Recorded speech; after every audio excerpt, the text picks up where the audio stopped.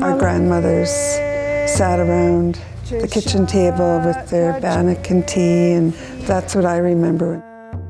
We don't do anything without food. Jessica is whipping up the ningwas, or the swishum.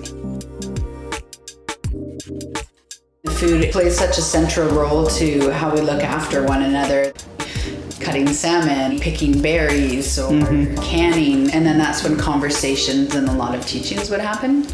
It's also traditional. If you're eating while you're getting the information, you're consuming the information. Each family had a chance to cook. And that way, different people would be lingering around and just kind of listening, and then pretty soon that they would get involved, or their kids would get involved. We really broke down barriers starting from that. Recognizing the whole of the individual, that you're coming together, and while we're addressing and we have a main goal and focus of HIV and sexual health education, that's not necessarily always ever so apparent when you're coming to a session. Around the Kitchen Table was developed by Chee Mamuk with the Train the Trainer model, the promotion of healthy sexuality, healthy self-esteem. The wellness approach of the First Nations Health Authority is by First Nations communities for First Nations communities, and Around the Kitchen Table really embodies that model. We usually select 6 communities around the province of BC, teams of 4 women together, and we train them over a 4-day period to host conversations and sessions in their home communities. They're provided a manual to really go step by step through what it is they can deliver as education in their communities. We have developed it to be extremely supportive depending on their level of experience or their confidence. If Chee Mamuk comes to a community, does HIV 101 for 2 days, and then goes home, there's nothing that carries it forward. So there was some real thought put into how can we make this last longer. I actively stay involved for years, really, to support them in the work that they're doing. We invite them back to a 2-day training where they're provided an opportunity to share their stories, their successes and their challenges. Can we continue this? We're not ready to let it go. We want to continue. We want to meet once a month and just keep on going. A lot of the materials and resources we're providing the teams, they're fun ways of providing education. The group came up with names. It was hard-ons and dildos, just to make it fun. Doing the activities, I think, is something that really draws us together, and it brings really good memories. You can talk anything about, you know, how do female 50-something-year-olds wear a female condom and and have a lot of fun with that. When you provide opportunity to build capacity in community, it's more than just sharing the information that we want people to learn. We got people to invite us into their home, and and we invited some of their neighbors and some of their friends.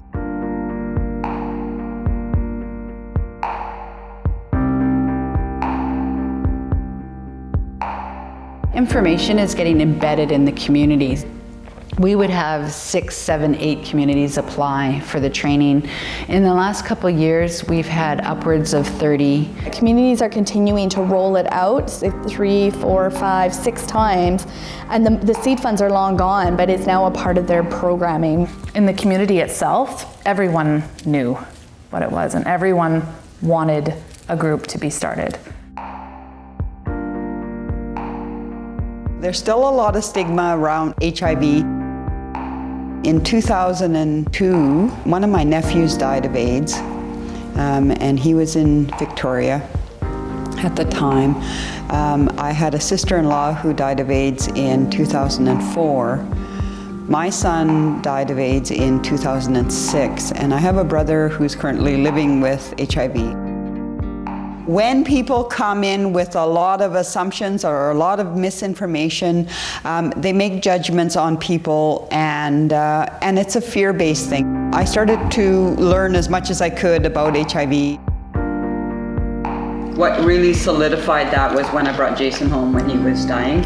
Put him in his wheelchair and off we'd go for a walk every day. I mean, people started seeing him as somebody's nephew and somebody's brother. Family member. And he wasn't, you know, oh, this person who has AIDS. It really shifted people's thinking. I think it really takes away the stigma and the shame and replaces that with knowledge and empathy. Being open makes those people who are already living with these conditions feel more human. Because they're someone's cousin, they're someone's uncle, they're someone's friend. That's a big teaching that we have there is how do I make it okay for people to talk about it. Ceremony piece is so important, and we are practicing ceremony in a lot of different ways throughout. There's the honoring of women and honoring participants. There's the welcoming and bringing together those people who have some knowledge about traditional activities, whether it be cedar weaving, button blankets, beading. That's a real draw for community members to join in. Jackie and Gloria, our elders, come in and welcome the women who are attending the training and open with a prayer.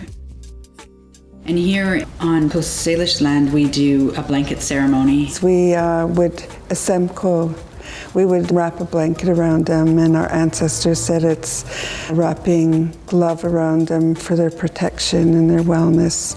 We acknowledge the hard work that they've done. Ask them to take their rightful place in their communities as leaders. And I've been a part of both sides of the table now with Around the Kitchen Table, and how proud you feel when you see a group standing up there. This is such an important message that I'm delivering to this community, and I've been entrusted to do this. The prayer piece that we do, song, like honoring with song, and how often I am moved when women are attending the training and then they ask, do you mind if I share a song? Nath Quin's Tanath Kwashamin, Gloria Nahaney, Quinsna. My ancestral name is Tanath.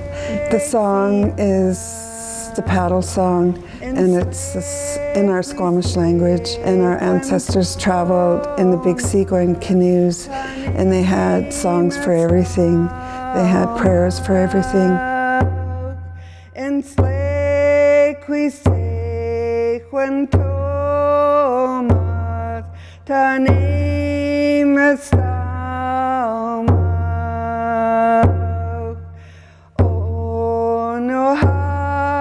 Male, Cheshata,